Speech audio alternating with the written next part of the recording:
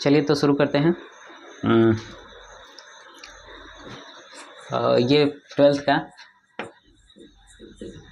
का physics second paper से, ठीक है, सेकेंड पेपर से शुरू करते हैं।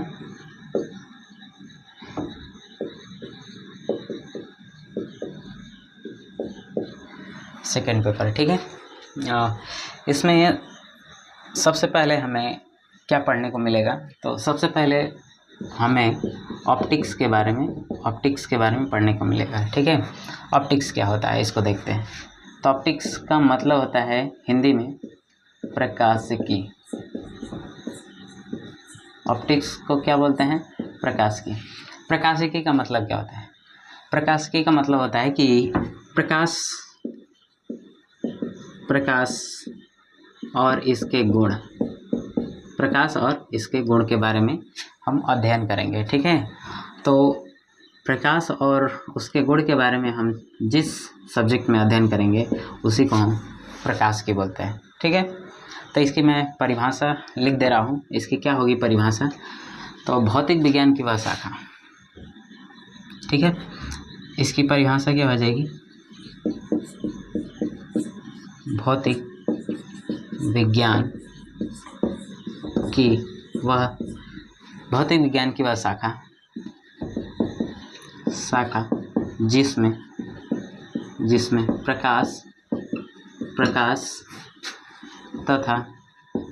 प्रकाश तथा इसके गुणों के बारे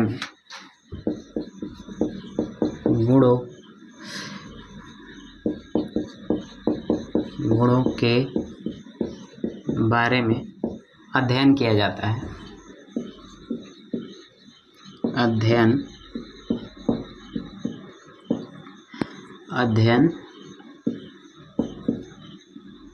अध्ययन किया जाता है, प्रकाशिकी कहलाता है।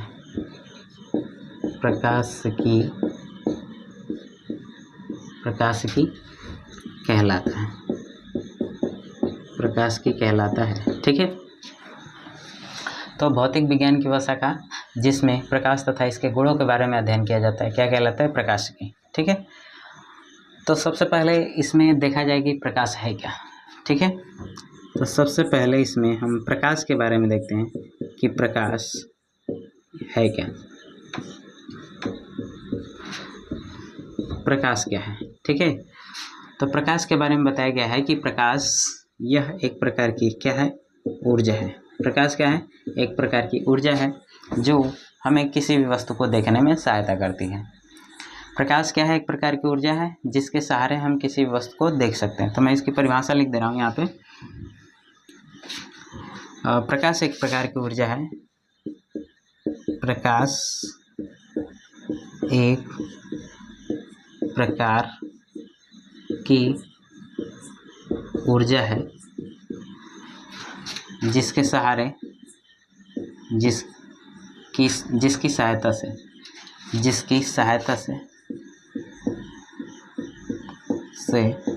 हम किसी वस्तु को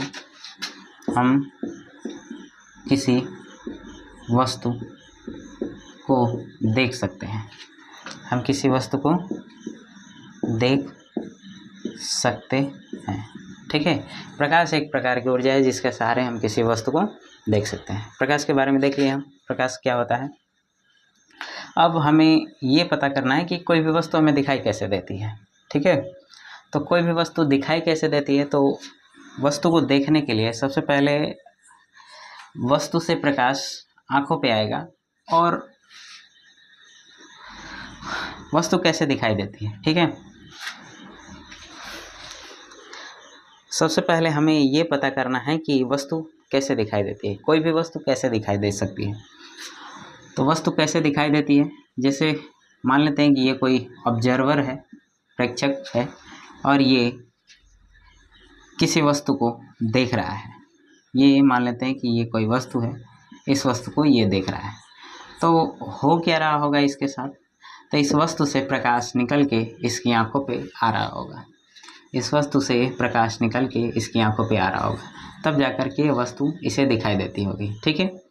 या फिर हम दूसरे तरीके से समझ सकते हैं कि अगर मान लेते हैं कि ये कोई अंधेरे कमरे में है, ठीक है, ये कोई अंधेरे कमरे में है और इसके हाथ में एक टॉर्च है, ठीक है, इसके हाथ में एक क्या है, टॉर्च है।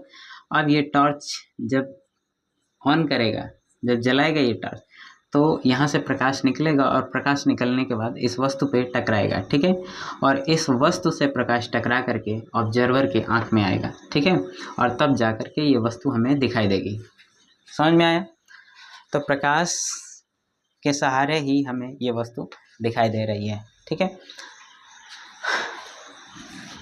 अब इसके बारे में आगे देखते हैं कि प्रकाश के गुण क्या क्या हैं, ठीक है। तो मैं इसको हटा दे रहा हूँ।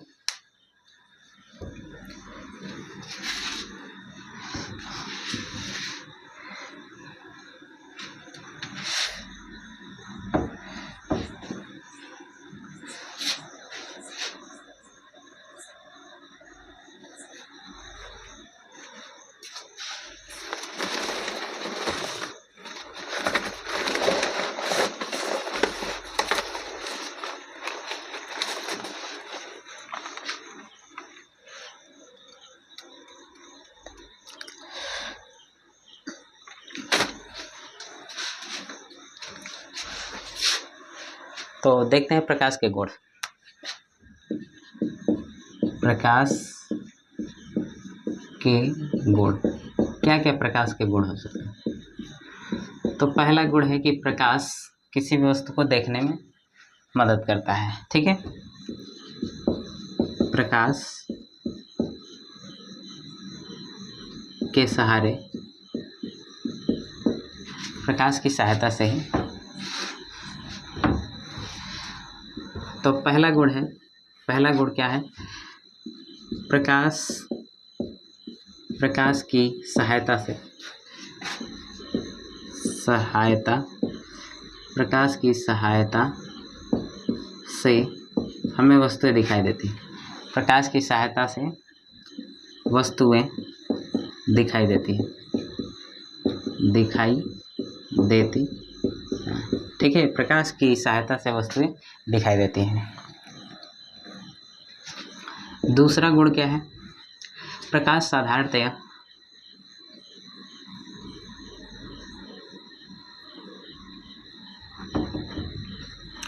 और दूसरा गुण क्या है?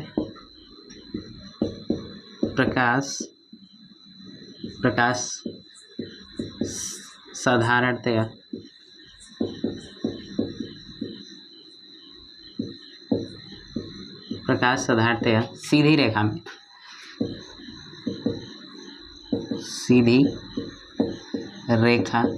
में चलता है। प्रकाश साधारणतः सीधी रेखा में चलता है, ठीक है। और तीसरा गुण क्या है? प्रकाश को चलने के लिए किसी माध्यम की आवश्यकता नहीं होती है। प्रकाश को चलने के लिए किसी माध्यम की आवश्यकता नहीं होती, किसी माध्यम की आवश्यकता नहीं होती है, ठीक है। प्रकाश निर्वात में भी चल सकता है, प्रकाश निर्वात में भी चल सकता है, ठीक है। और निर्वात में प्रकाश की चाल कितनी होती है? तो निर्वात में प्रकाश की चाल, इसको हम C से दिखाते हैं। निर्वात में प्रकाश की चाल को किससे दिखाएंगे? C से। 3 × 10⁸ मीटर प्रति सेकंड होती है, ठीक है। अगला गुण क्या है? अगला गुण है प्रकाश का तरंग दैर्घ्य, ठीक है। तरंग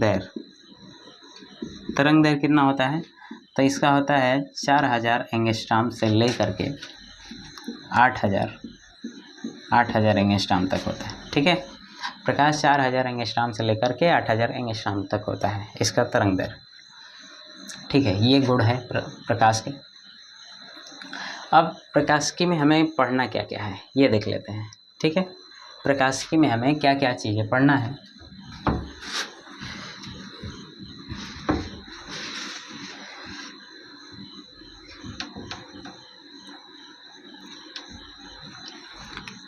तो प्रकाशिकी में हमें पढ़ना है, सबसे पहले हमें परावर्तन के बारे में पढ़ना है, परावर्तन। फिर दूसरा है अपवर्तन, अपवर्तन के बारे में पढ़ना है। तीसरा है व्यतिकरण, व्यतिकरण के बारे में पढ़ना है। ठीक है, और चौथा है विवर्तन के बारे में पढ़ेंगे, विवर्तन। ठीक, और पांचवा है ध्रुवण, ध्रुवण के बारे में पढ़ेंगे। ठीक है, तो प्रकाशिकी के कितने भाग हैं? प्रकाशिकी के 2 भाग हैं। प्रकाशिकी के कितने भाग हैं? 2 भाग हैं। पहला भाग है किरण प्रकाशिकी, किरण प्रकाशिकी। ठीक है, और दूसरा भाग है तरंग प्रकाशिकी, तरंग प्रकाशिकी। ठीक है, पहला भाग क्या है? किरण प्रकाशिकी, और दूसरा भाग क्या है? तरंग प्रकाशिकी। प्रकाश को हम अपनी सुविधा के अनुसार, प्रकाश को हम सुविधा के अनुसार किरण भी मान सकते हैं और तरंग भी मान सकते हैं। ठीक है, तो अगर हमें जब किरण मान के पढ़ेंगे, जब प्रकाश को किरण मान के पढ़ेंगे तो हम 2 लेसन, ये परावर्तन और अपवर्तन पढ़ेंगे। तो ये किस में आ जाएगा? ये आएगा किरण प्रकाशिकी में, किरण प्रकाशिकी। ठीक है, और ये तीनों किस में आ जाएंगे? तरंग प्रकाशिकी में, तरंग प्रकाशिकी में आ जाएंगे। ठीक है, ये तीनों किस में आ जाएंगे? तरंग प्रकाशिकी में। तो सबसे पहले हमें पढ़ना है प्रकाश का परावर्तन। ठीक है, तो देखते हैं प्रकाश का परावर्तन क्या होता है। चलिए तो शुरू करते हैं इसको।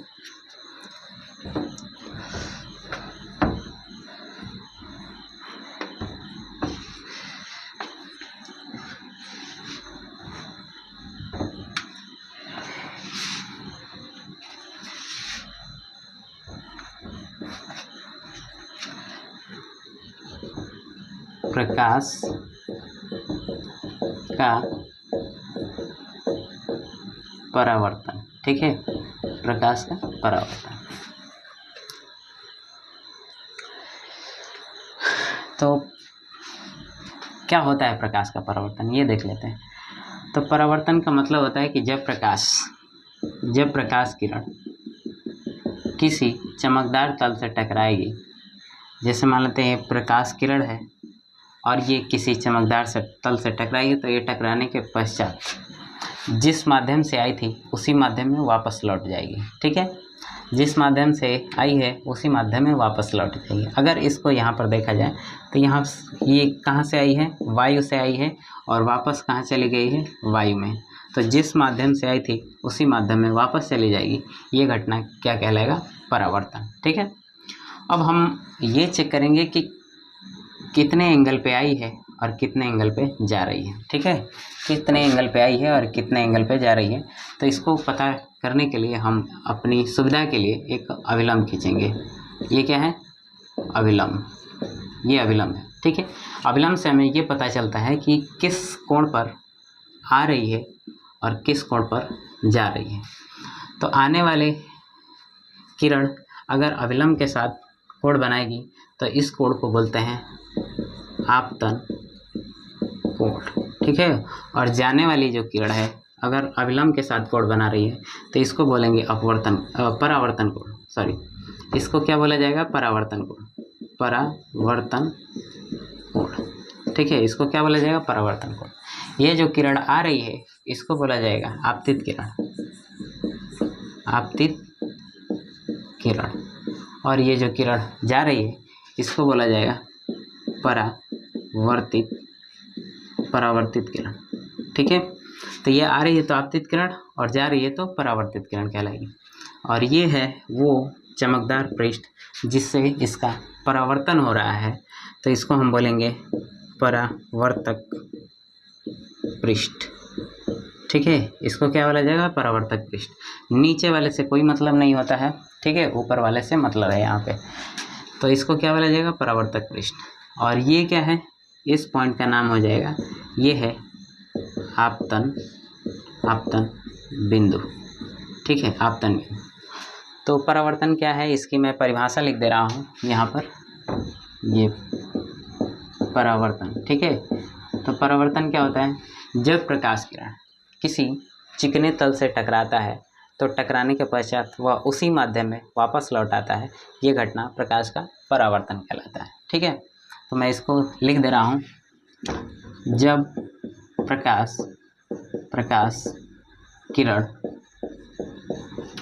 किरण किसी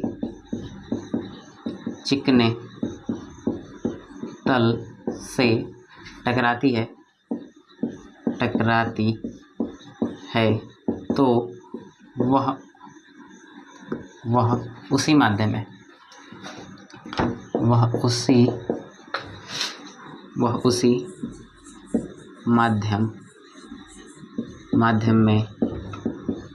वापस चली जाती है।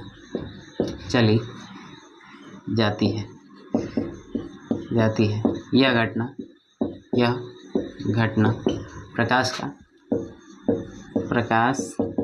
का परावर्तन कहलाता है। ठीक है, यह घटना प्रकाश का क्या कहलाता है? परावर्तन समझ में आया आपको?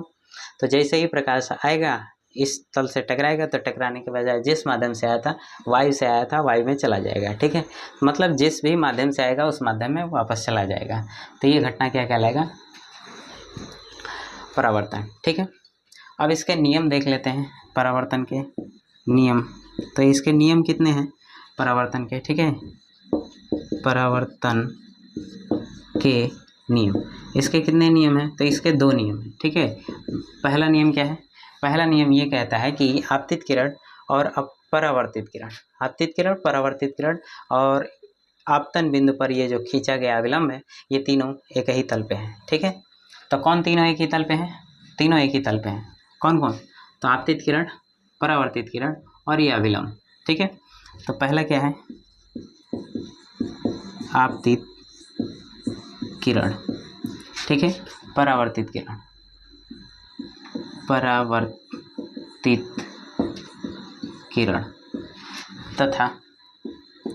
तथा आपतन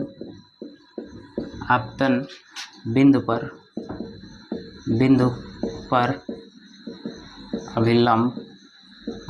पर अभिलंब,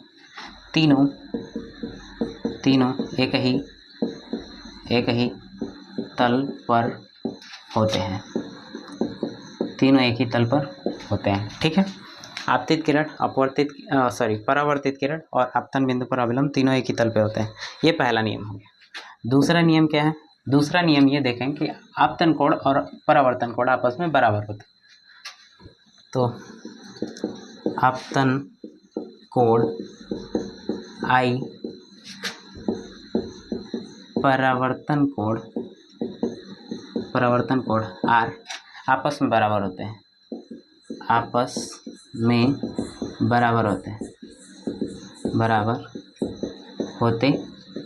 ठीक है, तो यहाँ पर दिखा सकते हैं कि angle I equal to angle R, ये आपतन कोण आपस में और परावर्तन कोण आपस में बराबर होते हैं। ये परावर्तन के नियम हैं। ठीक है, अब कितने प्रकार का परावर्तन होता है ये देख लेते हैं।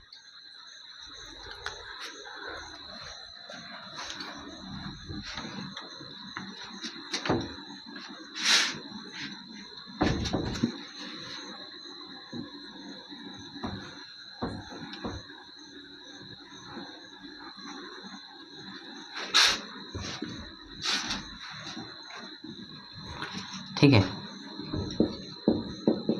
परावर्तन के प्रकार, कितने प्रकार का परावर्तन हो? तो दो प्रकार का परावर्तन हो। पहला क्या है?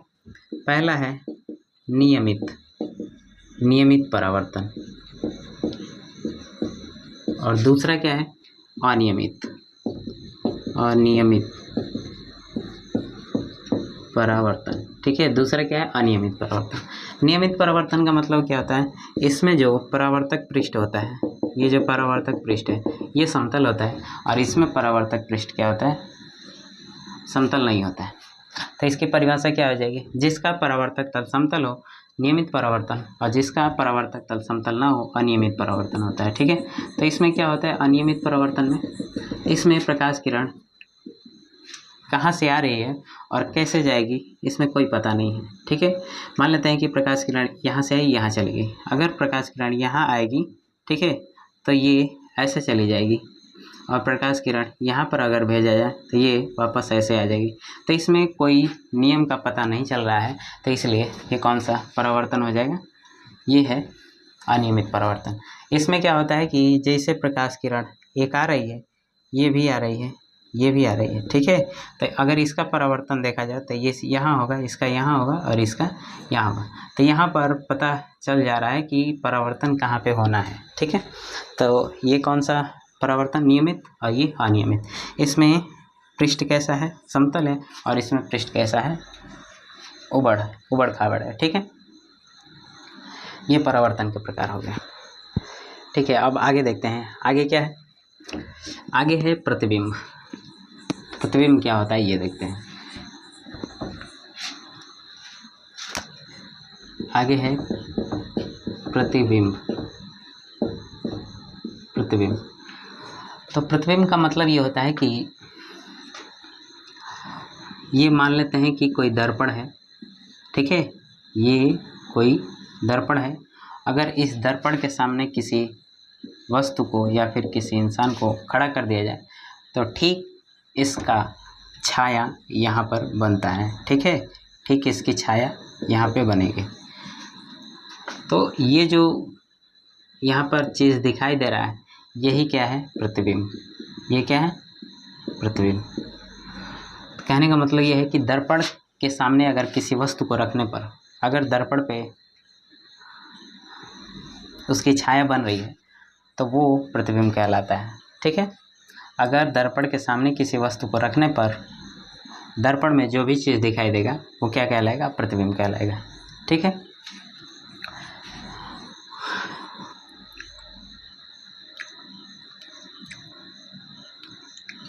तो मैं इसकी परिभाषा लिख दे रहा हूँ। परिभाषा क्या होगी?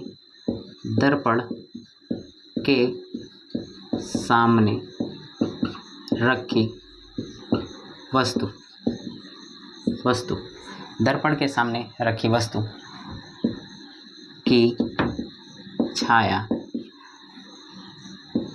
ही दर्पण के सामने रखी वस्तु की छाया, ठीक है, ही प्रतिबिंब कहलाता है। प्रतिबिंब कहलाता है। ठीक है, दर्पण के सामने अगर कोई वस्तु रखेंगे तो दर्पण पे उसकी छाया बनेगी और ये छाया क्या कहलाएगी? प्रतिबिंब। ठीक है, अब ये बनता कैसे है? ठीक है, ये कैसे बनता है तो मैं आपको एक किरण आरेख के माध्यम से समझा रहा हूँ। ठीक है, इसके बारे में मैं आगे बताऊंगा कि ये क्या है और ये कैसे है। ठीक है, केवल बस इतना समझ लीजिए। ये है, मान लेते हैं कि ये ध्रुव है, ये है फोकस और ये है केंद्र। ये सभी के बारे में मैं आगे बताऊंगा। यहाँ पर केवल नॉर्मली मैं आपको प्रतिबिंब के बारे में समझा रहा हूँ। ठीक है, प्रतिबिंब के बारे में। तो यहाँ से प्रकाश किरण ऐसे जाएगी और ये ऐसे आएगी और यहाँ से अगर भेजेंगे तो ऐसे। ठीक है, और जिस रास्ते से इसमें गई है उसी रास्ते वापस चली आएगी। ठीक है, और ये ऐसे आएगा। ये कैसे हो रहा है मैं आपको बाद में बता दूंगा। पहले हम इसमें केवल और केवल प्रतिबिंब के बारे में सीख रहे हैं। यहाँ से हम इसको लटका देंगे। यहाँ पर किरण गई है और दर्पण से टकराई है तो यहाँ पर हो गया इसका परावर्तन। यहाँ से एक किरण और आ रही है और ये वापस इसी रास्ते चले गए तो यहाँ भी हो गया इसका परावर्तन। ठीक है, तो परावर्तन के पश्चात किरणें एक दूसरे को जहाँ मिलती हैं काटती हैं, किरणें एक दूसरे से जहाँ मिलती हैं वहीं पे क्या बनता है, प्रतिबिंब बनता है। तो वहीं पे क्या बनेगा, प्रतिबिंब। तो प्रतिबिंब कहाँ बनता है, तो प्रतिबिंब बनेगा परावर्तन के पश्चात।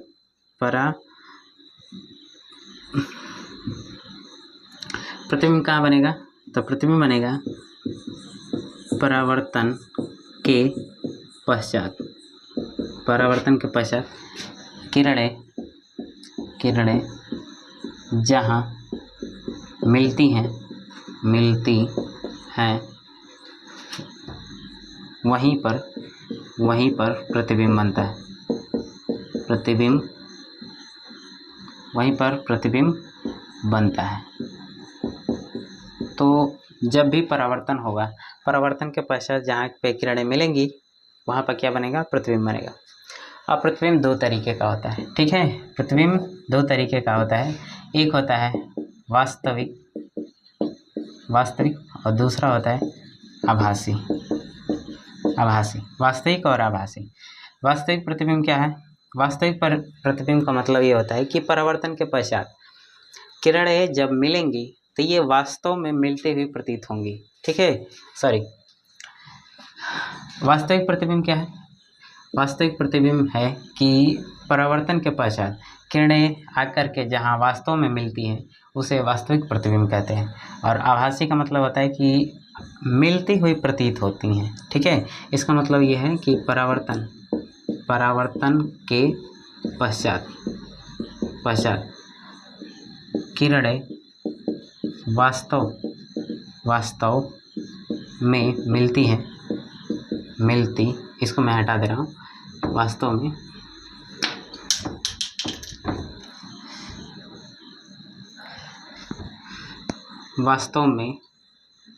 मिलती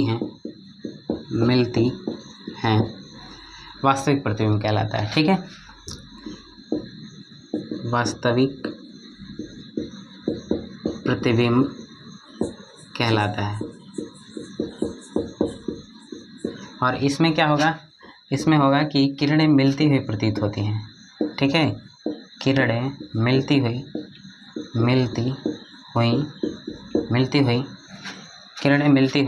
प्रतीत होती हैं, ठीक है। किरणें मिलती हुई प्रतीत होती हैं तो उसे हम आभासी प्रतिबिंब कहेंगे, ठीक है। ये चीज़ समझ में आया। अब हम देखते हैं दर्पण क्या है, ठीक है। तो मैं इसको हटा दे रहा हूँ।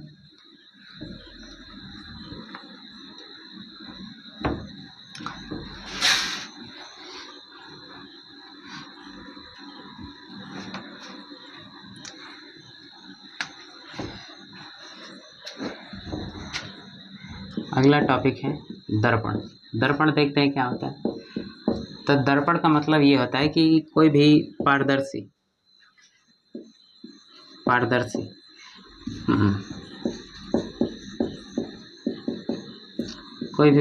वस्तु को ले करके अगर उसके एक हिस्से पर, मान लेते हैं कि ये कोई पारदर्शी वस्तु है, ठीक है। ये कोई पारदर्शी वस्तु है, इसके एक हिस्से पर अगर हम दूसरे वाले हिस्से पर, ठीक है, लाल ऑक्साइड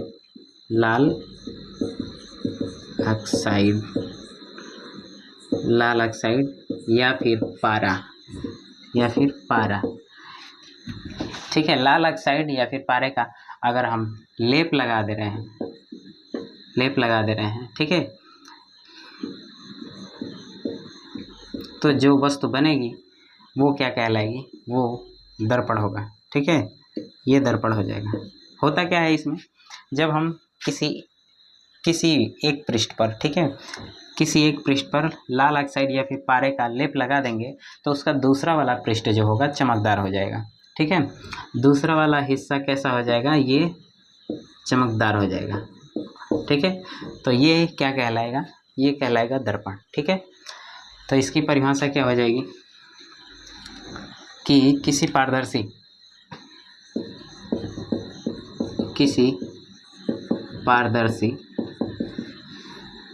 वस्तु के एक हिस्से पर लाल ऑक्साइड का कलई कर दें, ठीक है, कलई या फिर लेप, कलई कर दें तो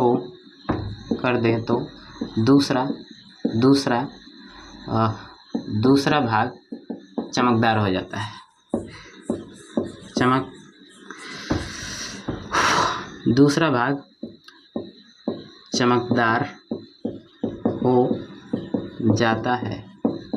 चमकदार हो जाता है।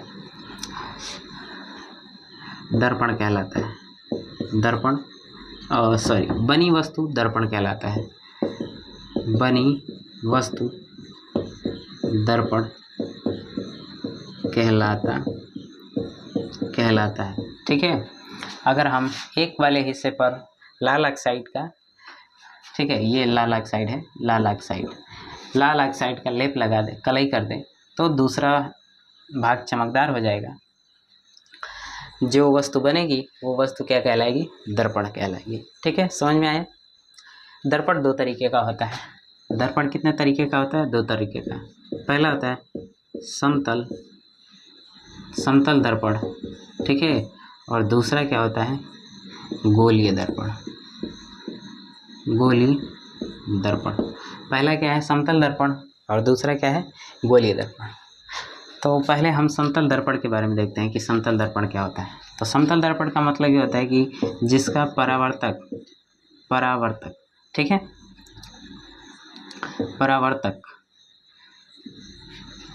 परावर्तक पृष्ठ वो कैसा हो? ये समतल हो। जिसका परावर्तक पृष्ठ समतल हो, समतल दर्पण कहलाता है। और जिसका परावर्तक पृष्ठ गोलीय हो, परावर्तक पृष्ठ कैसा होना चाहिए? गोलीय हो, वो गोलीय दर्पण कहलाता है। तो समतल दर्पण में परावर्तक पृष्ठ कैसा होता है? तो ऐसा होता है। समतल दर्पण में मान लेते हैं कि ये समतल दर्पण है, इसके एक भाग पे हमने लाल ऑक्साइड का लेप लगा दिया, ठीक है। तो दूसरा वाला हिस्सा कैसा हो गया? चमकदार हो गया। तो इस वाले को हम कहेंगे, ये हो जाएगा समतल दर्पण, ठीक है। गोलीय दर्पण कैसे बनता है? तो गोलीय दर्पण कैसे बनता है? तो ये बनता है, हम कांच का एक खोखला गोला ले लेंगे, ठीक है। कांच का एक खोखला गोला, अगर इसको हम दो भागों में काट दें तो कुछ इस तरीके से हमें दिखाई देगा, ठीक है। पहले वाले भाग को हम अंदर से लेप लगा देंगे और दूसरे वाले भाग को हम बाहर से लेप लगा देंगे, ठीक है। तो आप देख सकते हैं कि यहाँ पर इसका जो परावर्तक पृष्ठ है गोलीय है, और इसका भी परावर्तक पृष्ठ कैसा है? गोलीय है, ठीक है। तो पहले हम समतल दर्पण के बारे में देख लेते हैं, समतल दर्पण क्या है, उसके बाद से हम गोलीय दर्पण के बारे में बाद में पढ़ेंगे, ठीक है। तो पहले समतल दर्पण के बारे में देखते हैं।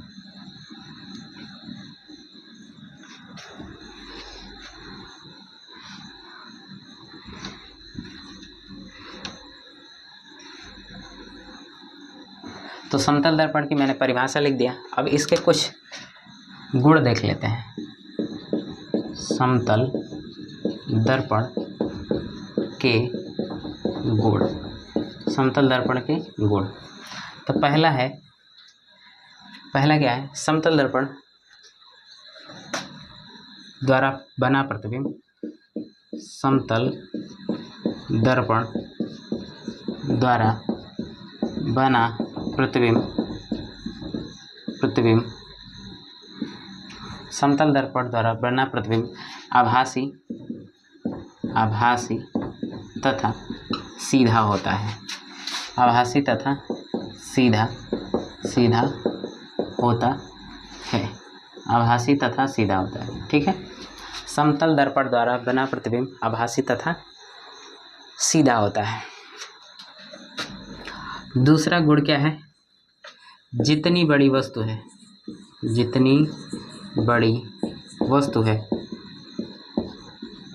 प्रतिबिंब भी उतना ही बड़ा होगा, ठीक है। तो यहाँ पर मैं लिख सकता हूँ ऐसे, वस्तु की लंबाई बराबर प्रतिबिंब की लंबाई। तो जितनी बड़ी वस्तु होगी उतना ही बड़ा प्रतिबिंब बनेगा इसमें, ठीक है, ये इसके गुण हैं। तीसरा वाला गुण क्या है, जितनी दूरी पर वस्तु रहेगी दर्पण से, ठीक है, दर्पण से जितनी दूरी पर वस्तु रहेगी उतनी ही दूरी पर प्रतिबिंब भी बनेगा। तो दर्पण से वस्तु की दूरी बराबर प्रतिबिंब की दूरी, ठीक है, दर्पण से प्रतिबिंब की दूरी, प्रतिबिंब की दूरी। कहने का मतलब यह है कि जितनी दूरी पर वस्तु है उतनी ही दूरी पर प्रतिबिंब बनेगा, ठीक है। चौथा गुण क्या है, अगर वस्तु को अपना पूरा प्रतिबिंब देखना है, ठीक है, वस्तु को अपना पूरा प्रतिबिंब देखने के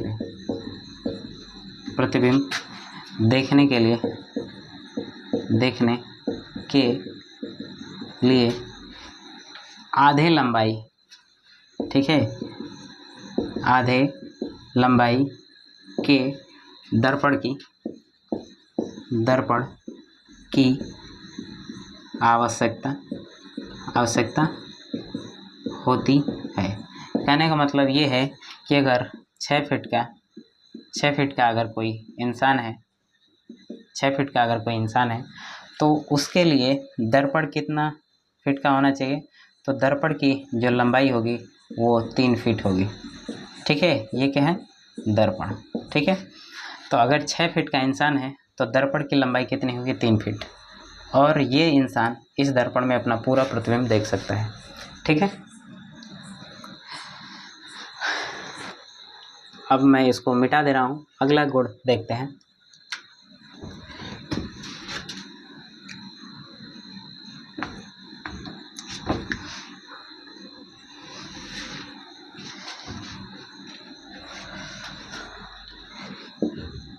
नेक्स्ट गुण क्या है,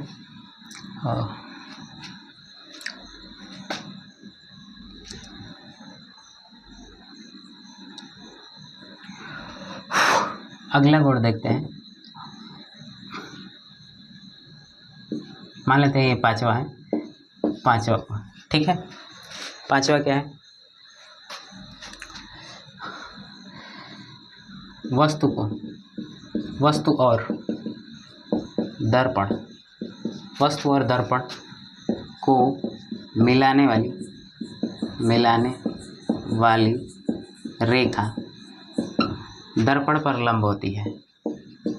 दर्पण पर लंब होती है, ठीक है।